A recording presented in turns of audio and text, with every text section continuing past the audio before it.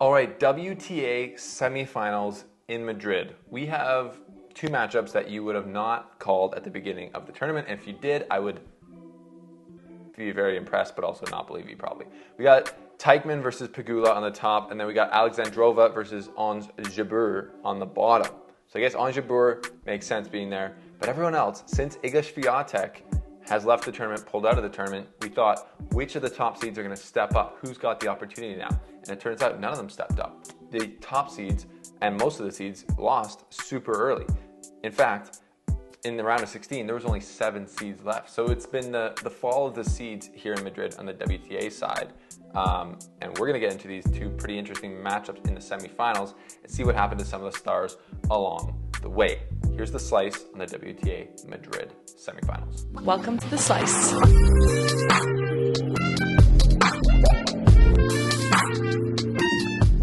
Welcome back to the show, people. I'm Stephen Boughton, your host. If you haven't already, subscribe. Make sure you subscribe and like the video. It just helps us out a ton. And if you like this video, you'll also like AP Tennis. It's our new sponsor on the channel. They are a mental training app. So if you're a tennis player and you tend to lose it on court, like I do, or just mentally lose your plan or lose your focus, then you can train with this app daily at your own pace, and you have access to some world-class sports psychologists who are going to teach you how to be mentally stronger on court. It's a no-brainer. You can get a 7-day free trial down below, and you should definitely check that out, as well as our Go Sport tennis bag partnership, where you can get 10% off the best bags in the world. Just also a no-brainer.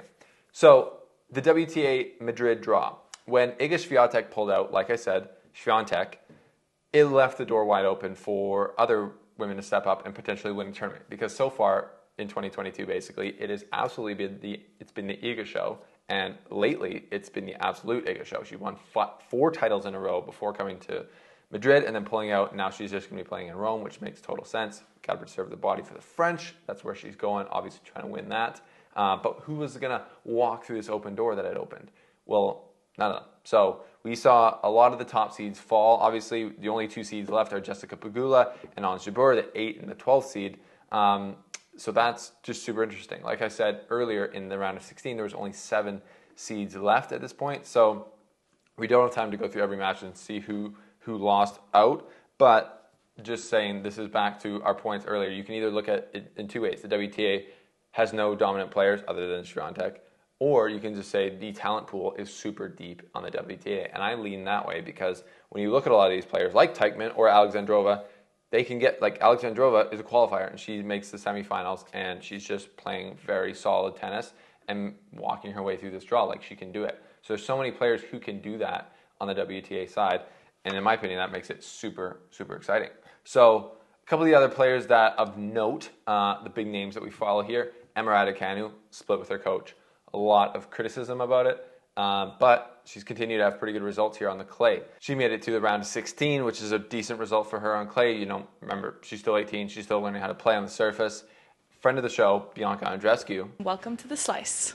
Had a pretty good showing as well, winning 2 matches, giving Danielle Collins 2 breadsticks, 6-1, 6-1, just out of nowhere almost. Not out of nowhere, but just like, wow, there's some form that she's been looking for in her comeback. And then playing pretty close with Pegula in their matchup, who is playing super solid.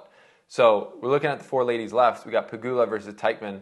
Pegula, from what I saw in the Andreescu match, hitting her forehand, gets through the court very easily. She's got a big forehand, and it's heavy, but it's not ultra spinny. So on these courts, it gets through the court, and it causes damage. And her serve was doing a lot of damage. Bianca Andreescu is a pretty good returner, but she was winning, I think, over around 70% of her first serves when they went in, which on clay is high. That's like a good number for even the men. So that's a very high number. If she can keep that first serve and forehand rolling, I don't see her losing this match to Teichman.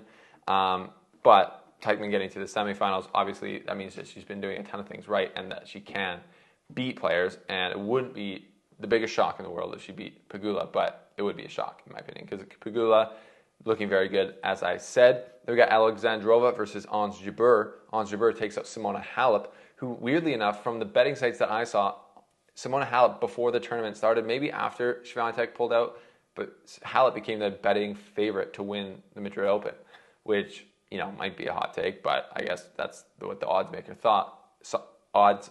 thought. They had she had, you know, Patrick Maragall in the box now doing his magic, and she played well. She got to the quarterfinals, and then Ons Jabeur took her out, but Ons Jabeur is Ons Jabeur is never an easy out. That's the thing. Like, Halep has to, like, go through someone who's super athletic, one of the best movers on the WTA, and an absolute fighter. And it looked like Halep was almost going to turn that match around, but then Jabeur, just too strong, gets through. So, yeah, I'm favoring both seeds in the semifinals, Pegula and Jabeur, to have a final in Madrid. That would be quite intriguing.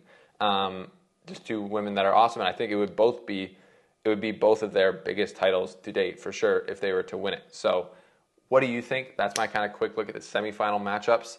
It's been a tournament where it's been wide open with Swiatek out. Like I said, wide open. Who stepped up? These four ladies did. So that's pretty good for them. Any of them winning this, it would be their biggest title, and it would be a difference than the Swiatek show where she's just winning every single tournament, which might resume in Rome next week, which I'm actually headed to. So stay tuned to The Slice. Make sure you subscribe. Follow us on Instagram for daily updates on what I'm doing down in Rome, and potentially might get some good interviews, which you can get behind the scenes access to and ask questions to by joining our channel or joining our Patreon to join Europass. Thank you guys for your support. Let me know what you think of the WTA draw down below, and we will see you very soon again here on the channel.